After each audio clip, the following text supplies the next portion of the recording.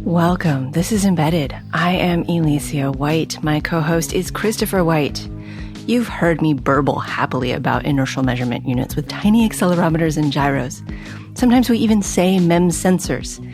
This week, Kristen Dorsey is going to help us explain all of that, how these sensors work, and how they're manufactured. Hi, Kristen. Thanks for being on the show. Hi. Thanks for having me. Could you tell us about yourself?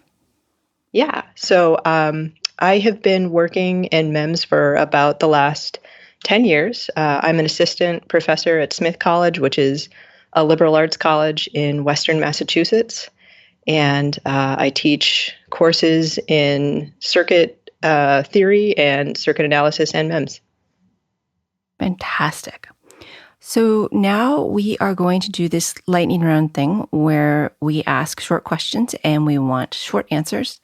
And if we are behaving ourselves, we won't ask you for lots of detail.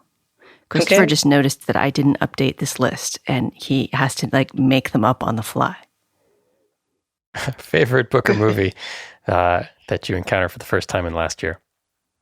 Oh gosh, I think it's a tie between Ursula Le Guin's The Dispossessed and a graphic novel called Descender. Those are both great. Would you rather have a dinosaur or a blue whale for a pet? Dinosaur. Preferred voltage? 5 volts. How many students should be in a college classroom? Ooh, I think it depends on if it's a lab class or a lecture class, but I'm going to say 18. How often should a college class meet? At least twice a week. Regular classroom or flipped classroom? Flipped classroom. Technical writing tip you think everyone should know? Document everything all the time. As you go? Is that what you mean? Yeah. Okay. Yeah, as you go. And what would you do in life if you knew you could not fail? Fly. Just flap and fly, or get on an airplane? Yeah, well, if I could fall and not fail at falling, or I could fail at falling, I guess, which would be flying, then I would do that. So yes, by flapping my arms. Cool. All right, well, let's get started with the MEMS part of the show. And while I have a lot of technical, detailed questions involving diving boards, I kind of want to start out for the people who don't know what MEMS are. What's the definition? What are they? Why are they important? Right. So MEMS stands for microelectromechanical systems, MEMS.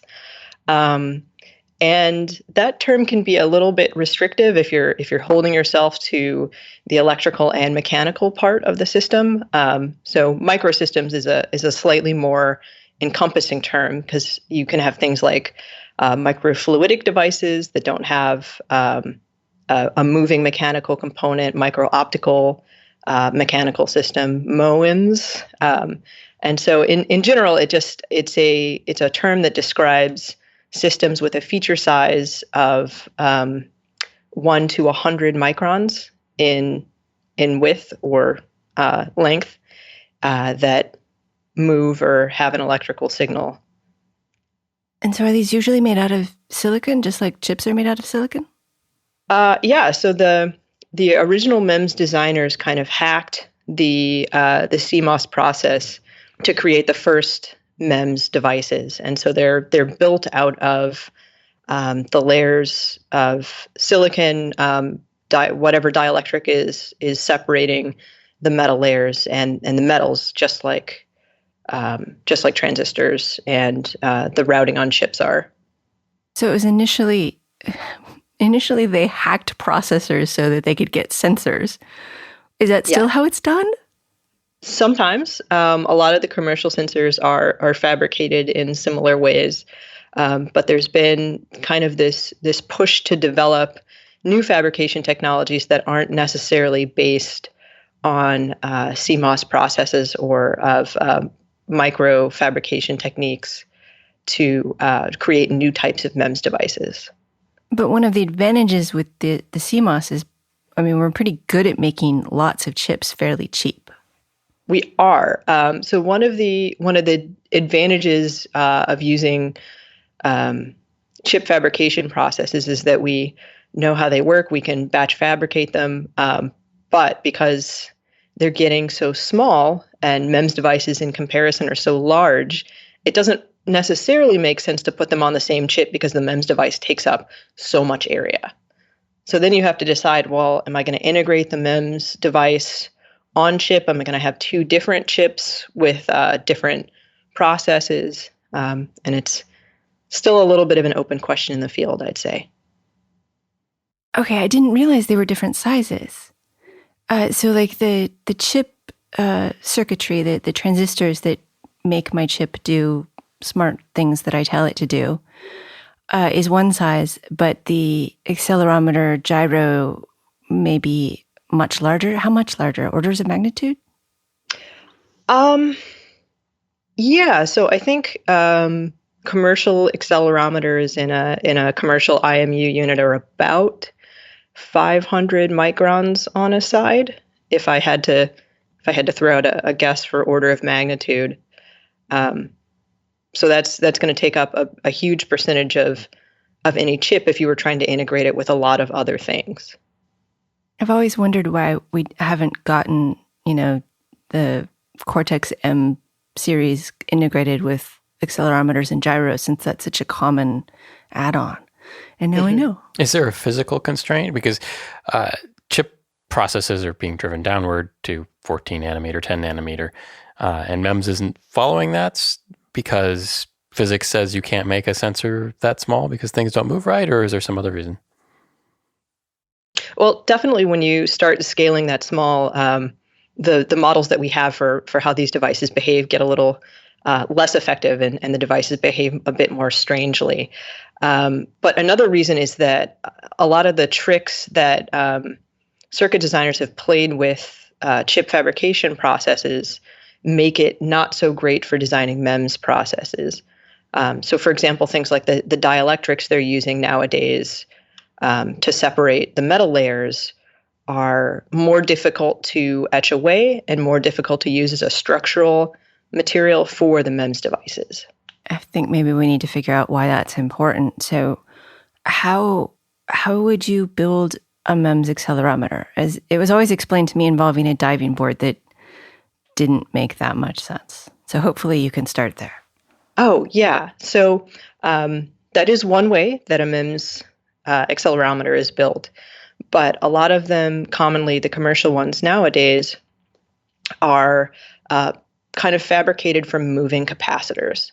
So if you think about having a capacitor and putting one end of the plate on a spring so that it can move up and down. Diving and board. Then Sorry. Sure. Okay. Diving board. So if you can squish the plates closer together with a force or pull them apart with a force, that will change the capacitance. And so a lot of these moving capacitors, the moving side of the plate are attached to a mass, a big structural just mass. And so you can get a shift in capacitance that's very large for an applied force or applied acceleration. Okay, so we have an accelerometer and we have a plate and we have some space in between and another plate, because that's kind of the definition of an or a capacitor, the plate and then some stuff that doesn't pass Dielectric.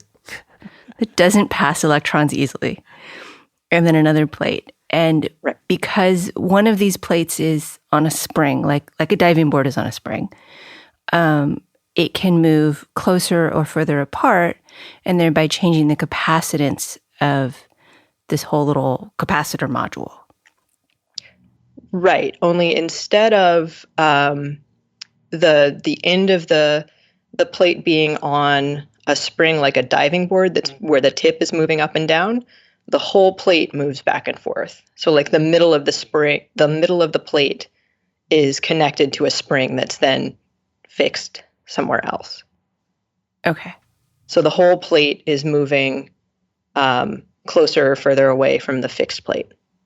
That makes sense. And it's moving closer or further away according to an acceleration, an outside force. Right. And so this only measures 1 degree. And we always get 3 axis accelerometers now. But that just means that there are 3 of these in there. You can have 3 of them in there. You can measure the change. You can kind of play special tricks so that you get you design the spring in such a way that you get a change in capacitance one way if there's an acceleration in Z in the up and down versus if there's an acceleration in the plane of the accelerometer. So I don't actually know too much about how commercial accelerometers measure in all 3 axes. They're a bit secretive about that. Oh, now I have a metal box hung by multiple springs in my head, so we'll just imagine that to be the truth. What about gyros? The weird thing about this explanation is it always started out with diving boards and then ended up with Coriolis effect and frantic hand waving. So maybe you can explain how MEMS gyros work. All right, yeah. So let's go back to our accelerometer because that's what the gyro is built on. So we have a mass with a bunch of capacitor plates attached to it, and that mass is on a spring and it responds to acceleration. And so when we accelerate or put a force on that mass, the capacitance between the moving fingers and the fixed fingers changes. So a gyro is like that with one more layer of capacitor fingers and another mass. And so the inside mass is moving. It's stimulated by an electric field, and so there's an electrostatic force that's moving the mass to create a velocity. And then when the device turns, this is where the Coriolis force comes in. When the device turns, a force is generated that changes the capacitance on the outside set of fingers. So it is actually kind of close to the mental model of a metal box with a bunch of springs coming out of it. That is what our models look like when we draw it. Okay, Chris is nodding, and I'm still trying to figure out how we got from an accelerometer, which measures acceleration, to another layer of things that ended up now measuring spinning. Maybe, Chris, you explain it. You were nodding. Well, it's a bunch of plates that twist, right? Instead of moving closer. And Oh, is this like having polarized sunglasses where if you have them in line, you can see through, and if you have them out of line, that you can't see through? Is it sort of like the capacitor version of that? A little bit. So if you think about if you throw a ball, if you try to throw it towards another person, if you're more talented at sports than I am, you'll probably throw it to them. But if you're on a rotating table while you do that and you throw it, where you think the ball will end up and where it ends up are kind of mismatched. So that's what the Coriolis force is explaining, is that difference between how a ball travels when you're standing still versus how the ball travels when you're rotating. And so the gyro measures that kind of difference between non-rotating motion and rotating motion by a second set of capacitors that are changing as the rotation is applied. All right. I can buy this. I don't think I could explain it to someone else without reverting back to hand waving, but for this moment, I'm good. Okay. There are lots of MEMS sensors, not just accelerometers and gyros. Mm-hmm. Which are your favorites? I think my favorites are, they're the type of sensors that I work on now. So sensors that are made out of like rubber or silicone material for sensing forces or strains or tactile sensing. So the grand vision of these is to make an electronic skin for things like VR applications and robotics. I have so many questions. I don't even know where to start. Okay, first, the rubber is not CMOS, so these must be created with some other methodology. Maybe tell me about that. Yeah. So the process that's used to create these sorts of devices looks a lot more like newspaper printing than it does like making a transistor. And so there's lots of different ways to make these sensors that are fabricated in rubber, but one of them is to apply a rubber layer by spinning it on, and then put down a metal layer. And there's lots of different ways to do this. One of my favorites actually uses 3D printing. And then you put down another rubber layer by spinning it, or however you like. But these are still MEMS, so they're still tiny, tiny things, right? Yep, they're still ones or tens of microns big. Okay, so now you have these itty bitty little sensors that will tell you, or what do they output? Do they just output a current or a voltage when they're stretched or not stretched? So most of them, they look like resistors or capacitors. So just like a wandering line, if you've got a resistor. And then when you stretch it or apply a pressure or twist it or anything like that, the resistance changes because you're changing the length or the cross section of it. And so the change in resistance is the sensor output. And so if I had a glove with one of these on each joint, or maybe 10 of these on each joint, when I closed my hand in VR, the virtual reality hand would close because it would be able to tell all of the strain and pressure points. That's the hope. Okay, when can I buy that? I think it's unfortunately still a ways off. One of the sad things about MEMS has been that I keep hearing about these fantastic sensors. I remember hearing about chemical sensing in like 2001 and how that was going to change the world. MEMS chemical sensors were just going to be fantastic. And it never got here. I still don't feel like that chemical sensing is here. Are these really going to happen? Are you just taunting me with futuristic technology I can't have?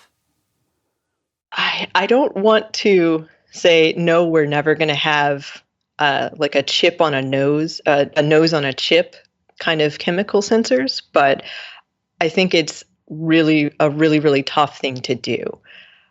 So we've got all of these different ways to make chemical sensors, and they're very sensitive, and they can measure parts per million or parts per billion.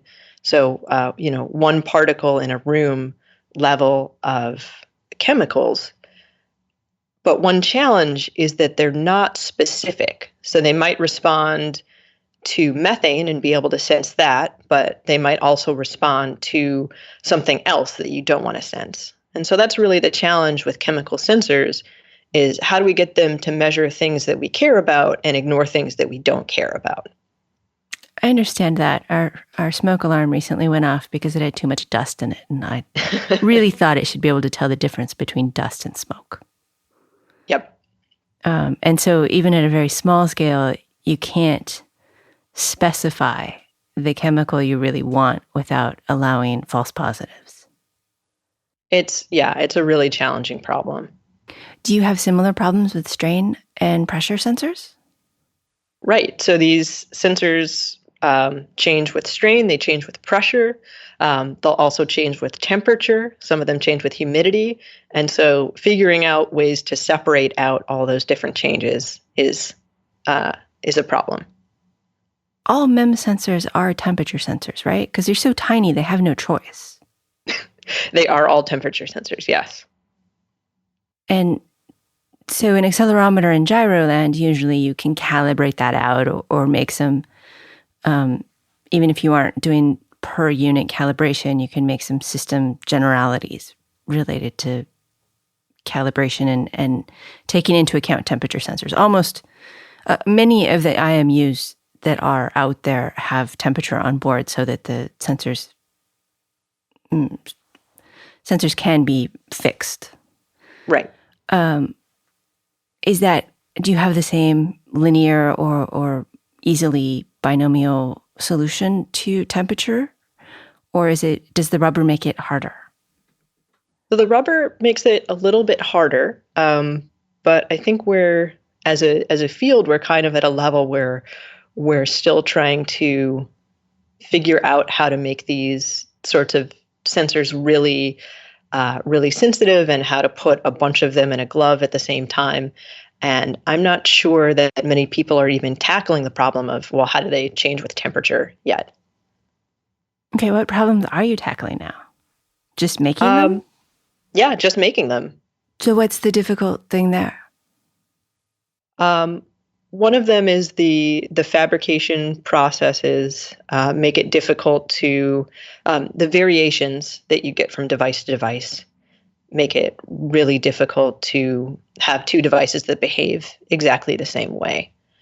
Oh, yes. Scaling up for manufacturing is always a difficult thing. And I imagine at tiny, tiny size, it's even more difficult. Tiny, tiny size with new processes, yeah. Another one is in figuring out how to make these applicable to things like VR. So I really liked your analogy about putting these in a glove and then closing or opening your hand in virtual reality. So if you have a bunch of these sensors, you've got them on each joint, and you're closing and opening your hand, you'd be able to tell how your hand is moving. But as you move your hand around, maybe those sensors migrate away from your joint a little bit, and so they're not measuring exactly the same area of your hand. And so that's one way that you get kind of error in your system over time.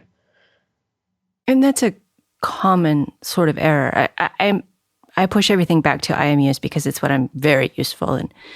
Definitely, if you have a measurement unit that isn't in the place you want to measure, you have to start doing some interesting trigonometry to pretend you are in that location. Right. But that has a lot more information than just, is there a pressure around me? Those have positional information, and having a migrating sensor in a glove, you wouldn't be able to, you'd have to have a lot of them. Right. And once you have a lot of them, then it's a challenge of, well, how do you deal with all of those signals at the same time? How do you get them off the glove and into processing? Are you going to make someone wear a bunch of wires around? For the prototype, yeah. You said that making them is challenging, and definitely you mentioned 3D printing, so that seems dicey. What kind of 3D printer can work at these scales? A lot of people are building their own. Yeah. Yeah. So, custom built everything to try and work at these scales and get low variation at these scales. But then you run into microfluidics issues where you have to put down very tiny fluids without having to deal with all of their weird chemistry behaviors when they're small. Yes. So I guess the 3D printed devices that I've seen are more like 100 microns feature size than 10 or 1 micron feature size, but still pretty small, pretty challenging. Would milling them be easier? There are some people that work on micro milling processes. I think, though, that because usually we're, for these sorts of sensors, materials like rubber and also this cool material called eGain, eutectic gallium indium, which is a a gallium-indium mixture that's liquid at room temperature, like mercury is. So it's difficult to mill things like that. So are we back to trying to have solid things and chemical etching all the CMOS processes? For these devices, for the flexible microsensors, it seems like more people are taking the approach of printing or depositing using some sort of additive manufacturing on a piece of rubber rather than trying to etch things away. Yeah, because rubber interacts with like everything. Yeah. Okay, so these don't sound manufacturable. What else do we have coming down the line? They don't sound manufacturable right now. Eventually, 3D printing at that scale will get so much better, and it will be a revolution on lots of things. But right now, what other sensors should I be excited about? So I think one thing you can be excited about with chemical sensors is that the machine learning approaches to figuring out what chemicals you've got are getting much better, and processing is getting much better that way. So we may never be able to have a chip that acts like an electronic nose, but we may be able to tell much better than today what sort of chemicals are in food or in the air, that sort of thing. Oh, my beagle is pleased that she will not be being replaced right away. What about MEMS actuators? I mean, how can something that small get anything done? So MEMS actuators get used a lot in service of something else. So MEMS resonators for tuning or filtering, or switches for like MEMS mechanical switches instead of transistors. So the actuation it's not a big actuation like you might imagine it at larger scales. Yeah, I'm imagining a giant robot arm. So yeah, maybe not.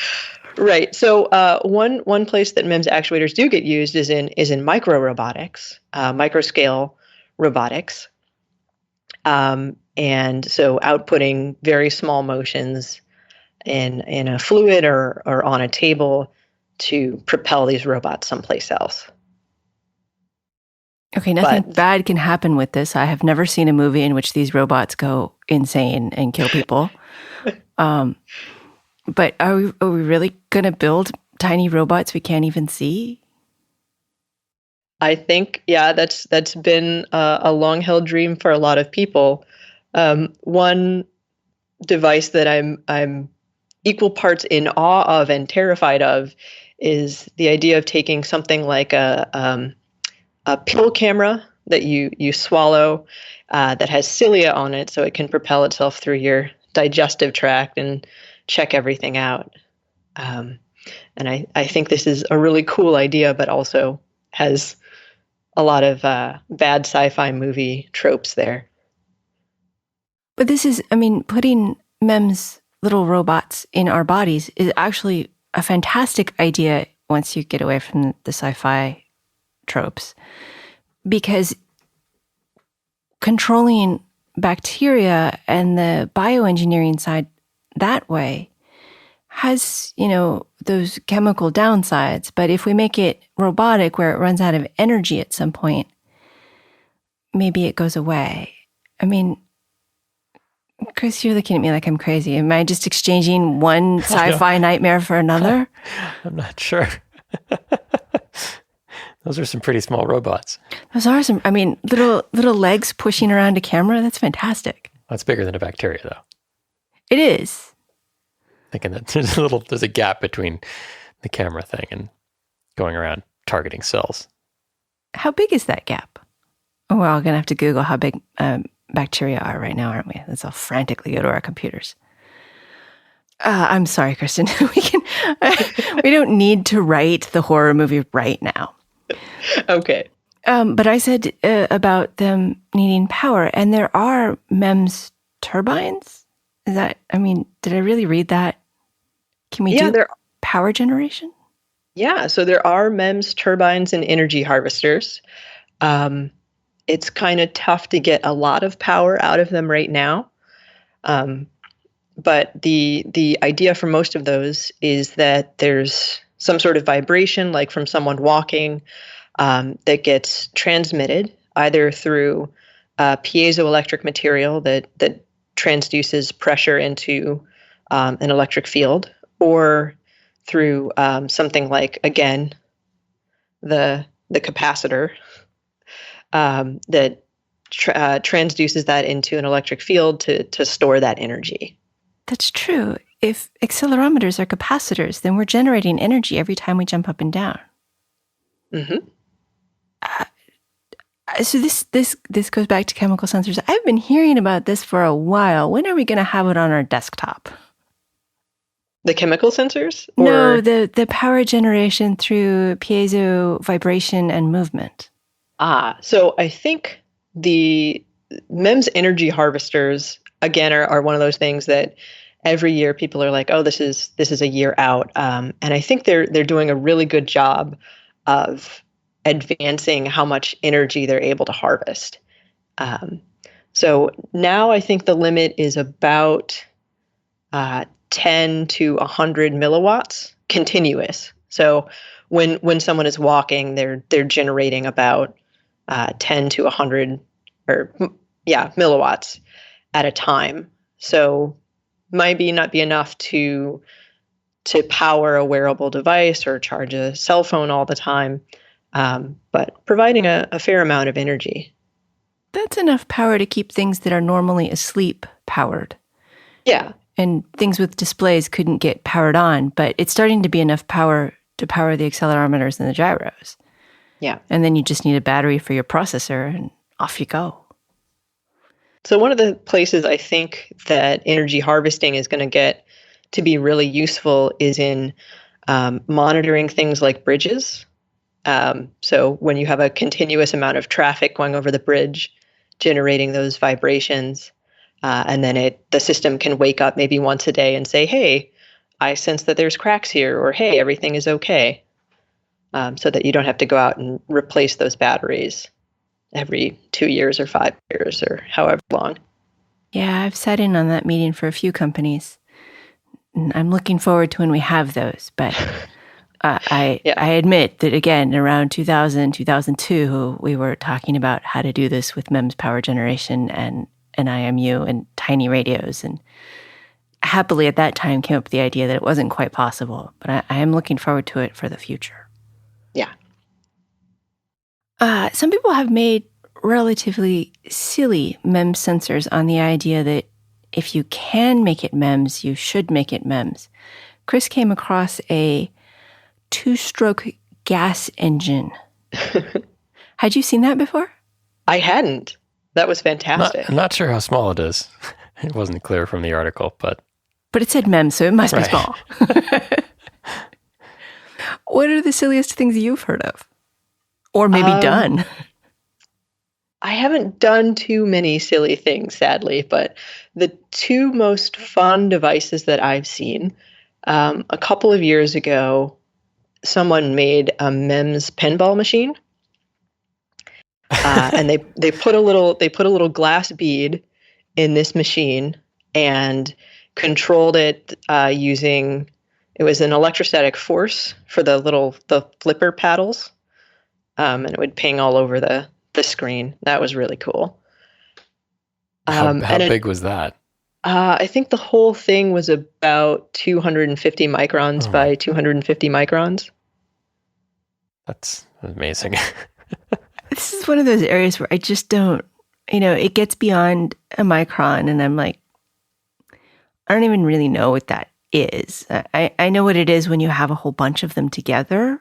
Like you end up with a meter eventually, but at some point it isn't believable. I mean, it just doesn't sound right.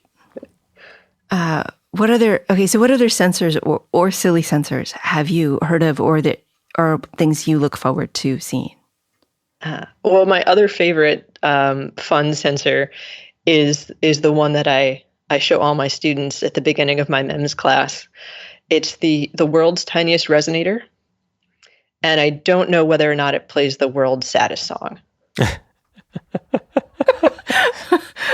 Okay, a resonator.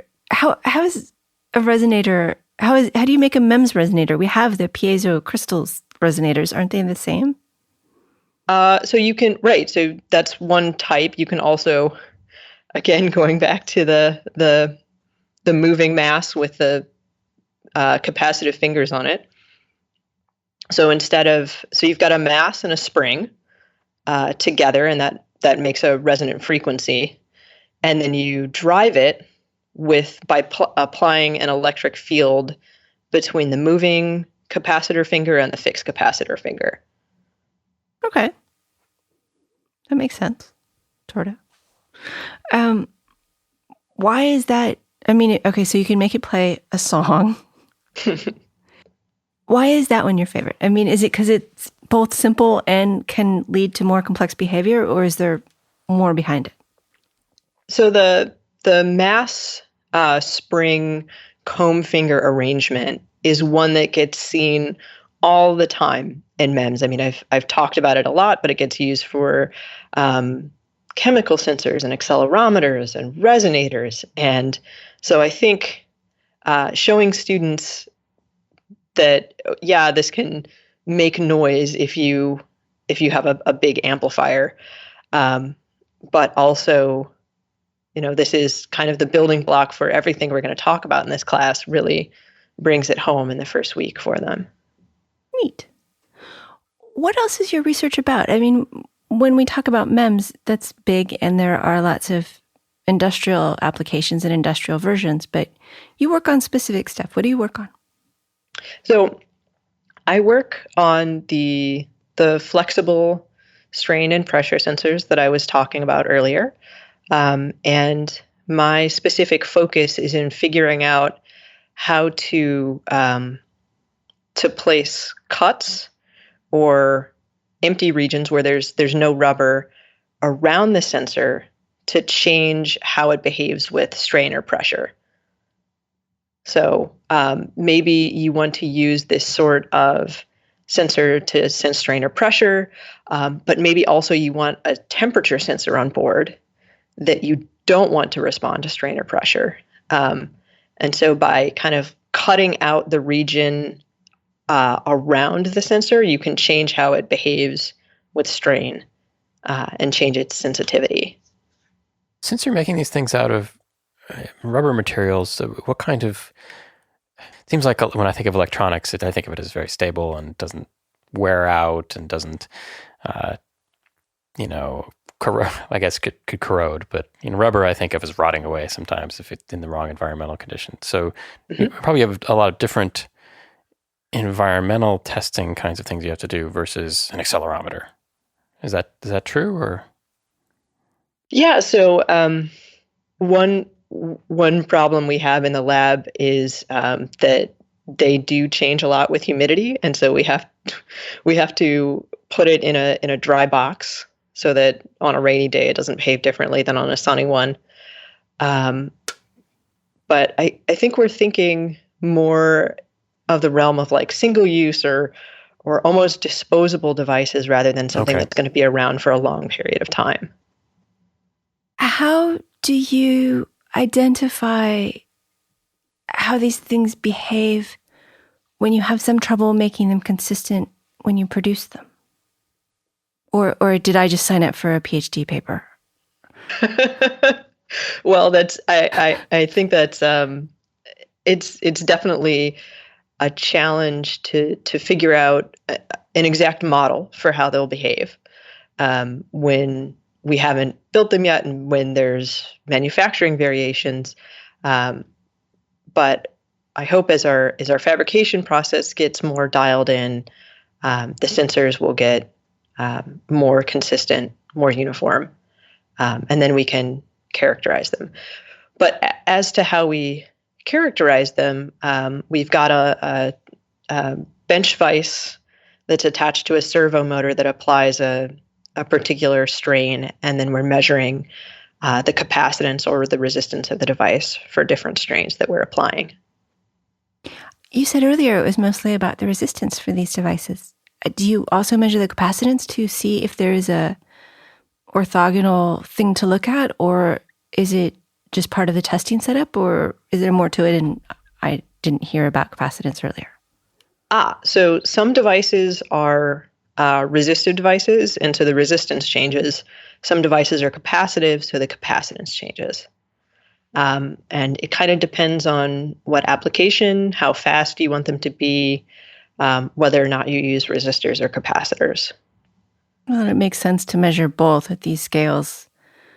There's a possibility you have something you didn't know you had.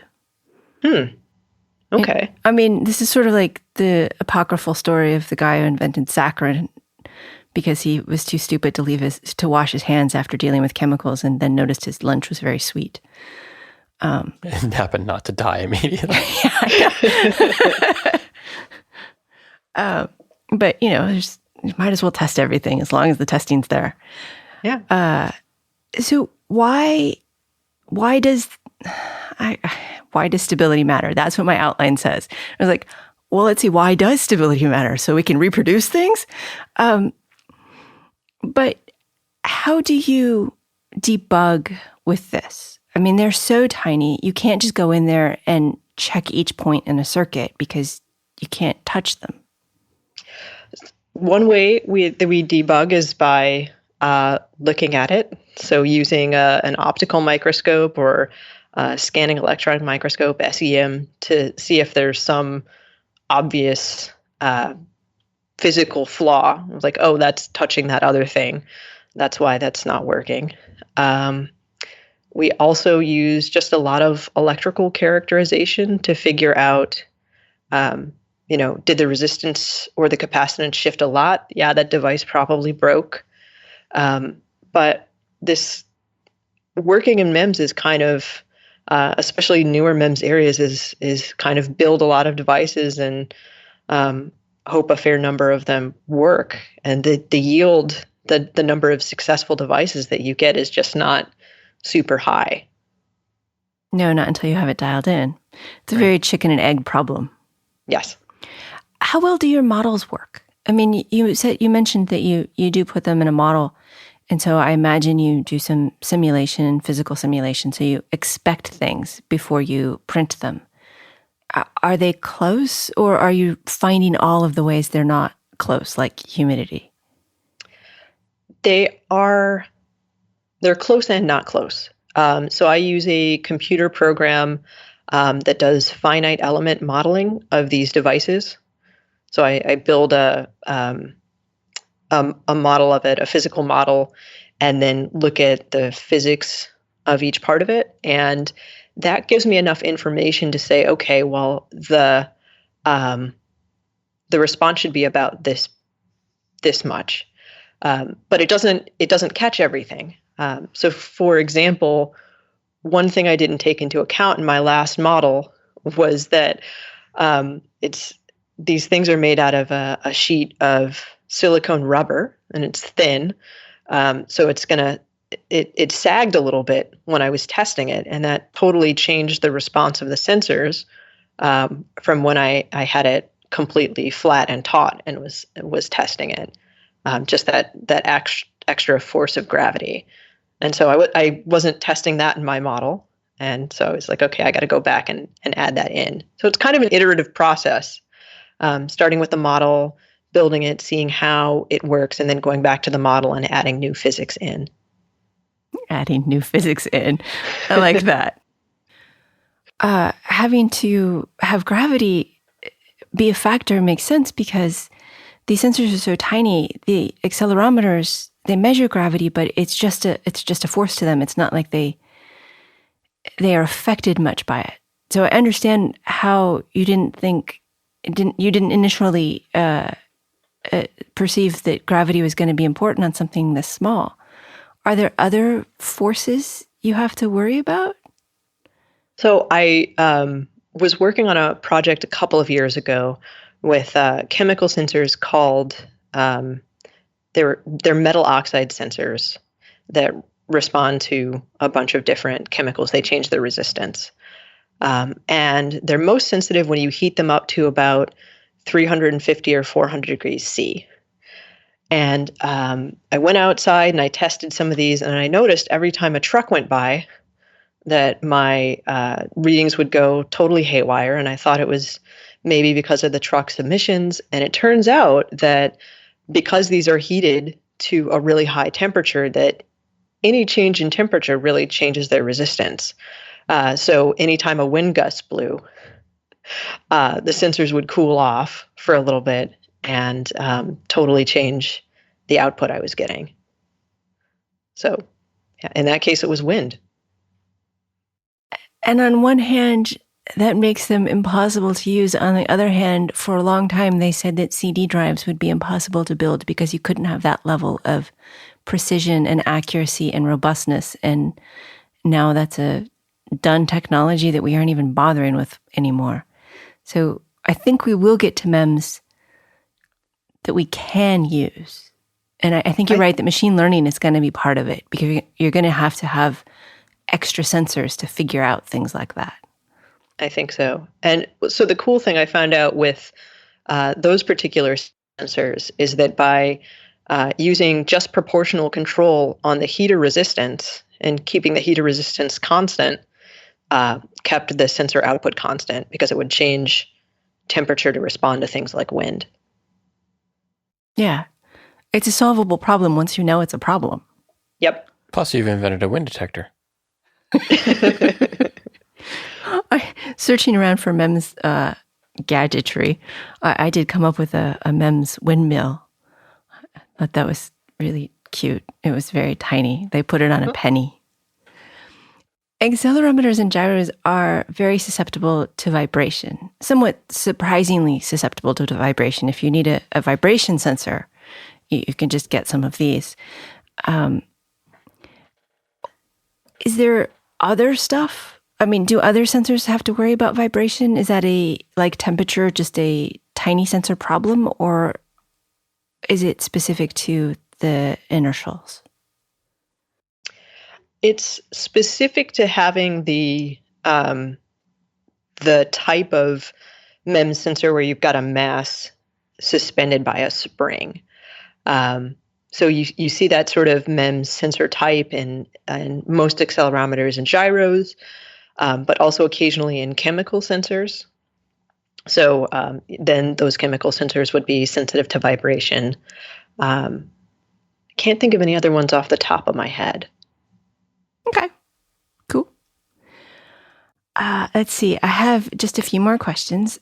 You have a PhD, because, that's kind of professors usually do. And how did you decide whether to go into industry or academics? I think I was dead set on going to industry until I had an internship, and I realized the favorite part of the internship was working with other interns to do tutorials for particular things, like here's how to use this program, or here's how an accelerometer works. Here's the basic equations. And so once I got back from my internship, I was like, I really enjoyed that teaching part. Maybe I should figure out some way to do that. Fair enough. And the research part? So that's the cool thing about my job at Smith College, is that it's equal parts teaching and research. So I get to play with enough zany ideas and try out new things in the lab. But then I also get to spend a lot of time with my students, both in the classroom and in the lab, working with teaching them. And what advice do you have for, say, college students who want to go on to a PhD program? Read a lot, definitely for fun, but also read a lot of papers and popular tech magazines, and just find out what's really interesting, because that'll help you figure out what sort of problems to work on and what area to go into. So you're a proponent of the think ahead for what you want to work on. Don't just end up in a program and work on whatever your advisor works on. Yes. That makes sense. It does seem like there are two paths, because sometimes you end up at a school for reasons other than they have the program you want. You maybe they have a program that was acceptable in an area that was good for a price that was reasonable, and it's hard to chase the I want to work on robotic prosthetic limbs without going to Canada. Right. Sorry, there was a past guest who talked about that. I was fascinated. All right, so one more question before I ask Christopher if he has any other questions. What areas of technology do you think will be most interesting in 5 years? I don't really know how to answer that. I think because, and this might be really informed by working at a liberal arts college, but I think the coolest projects come out of fusions of multiple disciplines. And so, 5 years, 10 years from now, I'm not sure who's going to decide over lunch, hey, maybe we should, try and mix psychology and bioengineering to figure out this problem. So it sounds like we should be having lunch with lots of interesting people. That's always my other good advice, yeah. Chris, do you have any other questions? Well, I think we've talked about it around the edges, but I was wondering if you had any advice, or if you had things that you wished end user engineers understood or knew about these sensors or appreciated. Because we kind of tend to think of them as, it's a magic thing. I put it in and I get these numbers out and everything works fine. And but are there any frustrations you have with the way people use them or think about them, or you wish they knew? I think that, so this again goes to something that we've been talking about kind of throughout the podcast, but I think there's a lot of hype about what these sensors can do in the lab once, or might be able to do in 5 years. And people understandably get really excited about, hey, I heard about this sensor or this actuator that can do X. And so I guess I wish more people had a bit of skepticism about the capabilities of these sort of sensors, just so they don't get burned out about, I heard that 20 years ago. Yes. Chemical sensors, energy generation. Okay. Yes. But I mean, a lot of new technologies have this batteries overhyped phase. You see these papers about, I have a new battery. It weighs a pound. It can store, 700 kilowatt hours, but it only works once. Yeah. So, yeah, the skepticism is healthy, I think. Fusion. Right. Any day now, we'll have fusion. All right. Well, Kristen, do you have any thoughts you'd like to leave us with? My thought I'd like to leave you with is to go out and have fun with projects. All right. And I think that's great, because there are lots of fun projects out there. Our guest has been Kristen Dorsey, Assistant Professor of Engineering at Smith College. Thank you for being with us, Kristen. Thank you. Thank you to Christopher for producing and co-hosting. Special thank you to our Patreon supporters for Kristen's microphone. You make the show better and my life easier. And of course, thank you for listening. I have a quote to leave you with. This one from Roald Dahl. And above all, watch with glittering eyes the whole world around you, because the greatest secrets are always hidden in the most unlikely places. Those who don't believe in magic will never find it. Embedded is an independently produced radio show that focuses on the many aspects of engineering. It is a production of Logical Elegance, an embedded software consulting company in California. If there are advertisements in the show, we did not put them there and do not receive money from them. At this time, our sponsors are Logical Elegance and listeners like you.